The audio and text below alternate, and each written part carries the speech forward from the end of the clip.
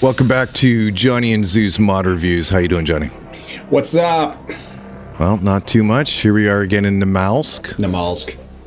It is our very first map review on Namalsk. So really what we're talking about here is we're talking about Namalsk Island being the map and Namalsk Survival being the complementary mod that makes Namalsk have all the neat stuff that it's got. So currently we're on the regular version of Namalsk, so there is cars, car spawns, there are planks and nails.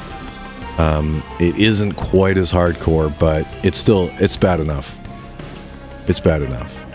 I mean, it's difficult enough. It can be very difficult at times. Yes, well, especially there's a lot to do in Namalsk. And so much to do, in fact, that if you're a casual player, doing it all without a base, getting everywhere without a vehicle, it's gonna be a slog. We with bases and vehicles and everything, we took 6 months. We did. Namalsk is like one giant series of islands, and you start up north here, where this is the spawn areas between Lubjansk and Nemsk, and it's exclusively spawn in the north. Right. And you've got just a couple areas to go. You've got Lubjansk on the west, which also has a couple small military bases by it. You've got Vorkuta in the middle, which is the big city. Yep. Extremely dangerous. Yep. Jelavisko is a farm town, and then in the far east, you've got Nemsk. Correct. And the easiest place to spawn in is either Nemsk or Lubjansk, and then move your way in. Ultimately, you're going to go to Vorkuta and die a couple times. A few. A few. Which is exactly what we did. That's a fact.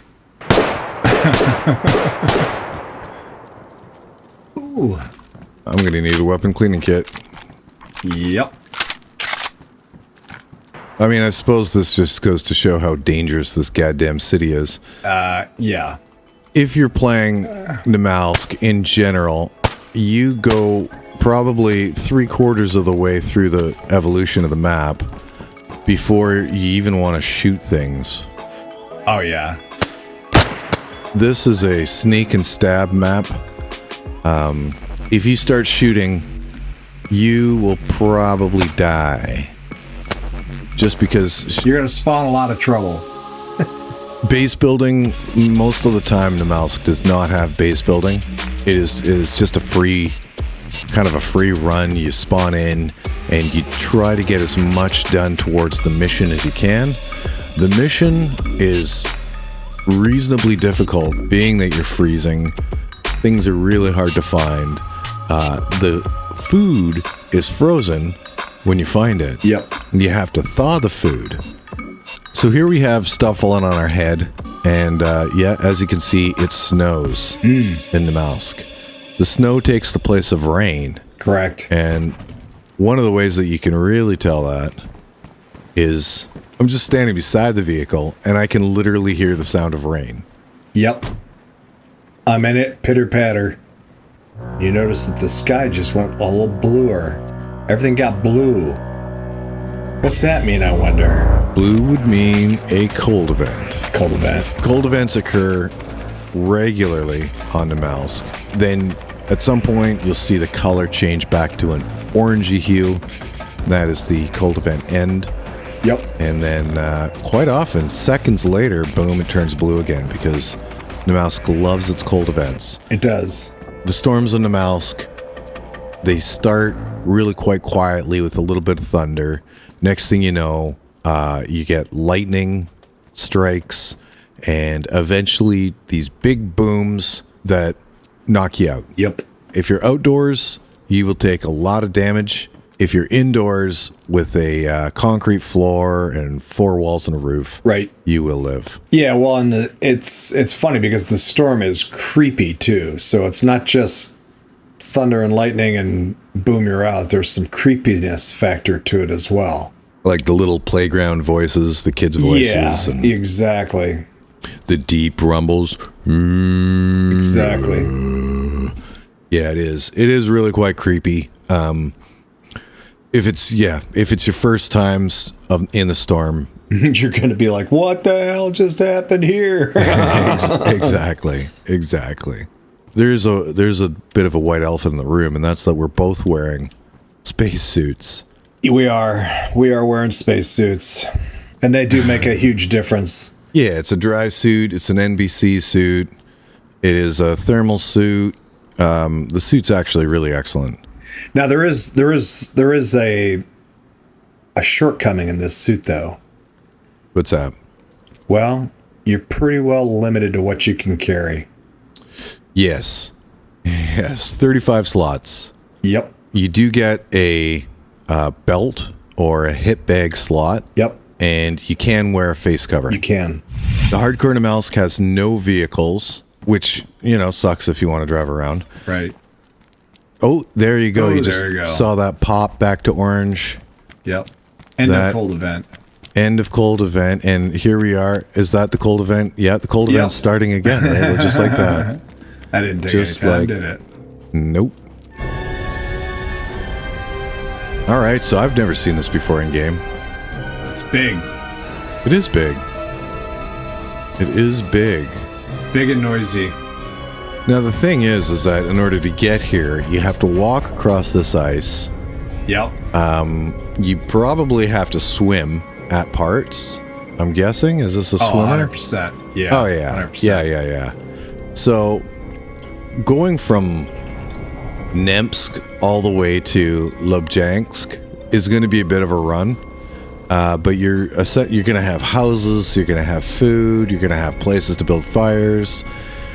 The same distance is to go from Namalsk to this sub, but you have to swim through freezing water at multiple points. So essentially what people end up doing is they end up taking a dry bag with them that's got wood so that they can stop along the way and build fires just to warm up. At this point in the mission, you do not have a spacesuit. You've just got your clothing, whatever it is. It's a perilous journey. It is.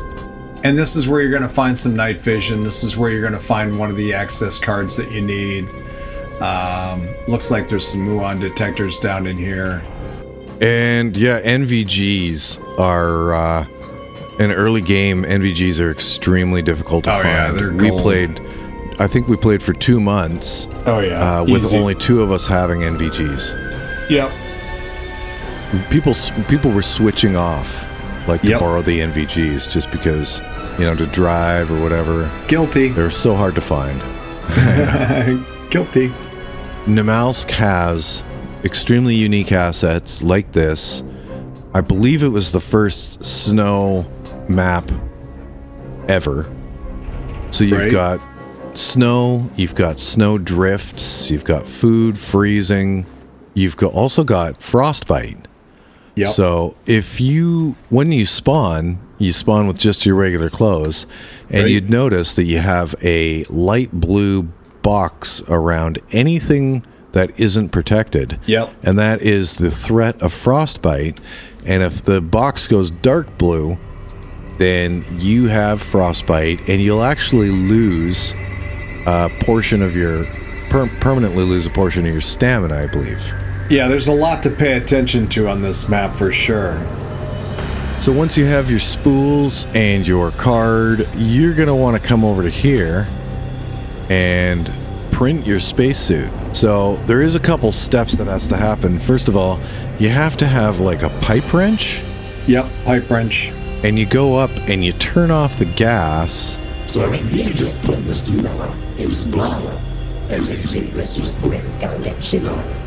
There's the steps, and then there's the prep steps, and then there's the steps after the steps. Indeed. Is a challenge in and of itself just to get here, because you are going to make some long swims to get to here, so... Yeah, when we took me to get my spacesuit, I believe it was a 3-hour round trip. Yeah. Oh, yeah. All right, so I think it's safe to say that the meat and potatoes being A2, A3, and Atlantia Yep. are best explored yourself. We're not going to be able to really give away too much anyway because it's so complicated that in some cases you just need to write stuff down. So yeah, once you start hearing the thunder, you do know that you need to find shelter. Indeed. There's something called a muon detector. You throw a 9-volt battery in it, and it starts beeping when the storm starts. The faster the beeps happen, the closer the storm is from peaking, and you know to be able to get into a safe spot. But honestly, I don't use the muon detector myself. I just use my ears, and my ear bones tell me there's a storm coming. Sometimes the storm sneaks right up on you. Here we go. That's once the thunder hits. Pretty safe to say. And the thing is that you got to have a foundation. Wherever you're at, it's got to have a foundation. It can't just be a dirt floor. That's the key. Yeah. Here we go. All right. We're going to watch science happen. Big lightning strike. Oh, yeah. Super impressive. There it is. EVR danger. Boy. Here we go. Science. Oh boy. I lost health on that hit. Did you? Yeah.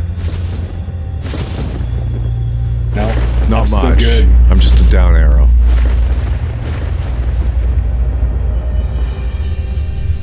Look at this, eh? I mean, it's one thing to make a skybox, and it's another thing for the modding community to put in lightning strikes. Yeah. Like, that's phenomenal. Oh yeah, here we go. I'm definitely taking damage. Are you taking damage? No. You're not erring an eye? Okay. No, nothing. All right, I'm out. Are you still up? Yep. Nice. I got a little blurry. That's about it.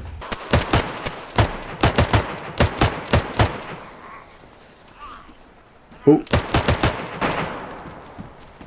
All right, so out of 5 sardines here, as a map, it not only comes with brand new terrain, frozen terrain, but it also comes with the storms and the food effects and the things making things more difficult. But no matter what, they're making things different. So, right, people have gone a great effort with this sucker to make it an extremely unique experience insofar as DayZ goes. What are you feeling as far as a rating? I mean, I think it's very close to the top. I mean, it's hard to, when you take it as a whole, as being a mod, and you look at the amount of effort, like you keep saying, the amount of effort that's gone into this, and the amount of unique features that are involved in this, it's really hard to knock it. You know, because the things that maybe you don't like are things that are designed to make it more of a challenge for you. I'm more than happy to give it 5 sardines. Yeah, I agree. There really aren't any maps that compare to it. How complex it is, the amount of extra stuff that's been added to it. Yeah, I mean, honestly, it's even look at the skybox right now. It's got the northern lights up there. I mean, come precisely. on. It's really hard to match. And I'm not aware of any map that does as much as Namalsk does. Anybody can install it. This is a GTX server, and GTX even has automatic installation of Namalsk, so it's effortless to throw this throw this map on your server and experience this high level of quality of modding. You think of all the other maps and you're like, oh yeah, okay, great. But everybody's adding stuff to an existing map that came with the game. This is unique unto itself, so. Yeah, it is. All right, so there you have it. 5 sardines for Namalsk. 5 sardines. I like it. Heck yeah. And it's worthy of every one of them. Absolutely. 100%.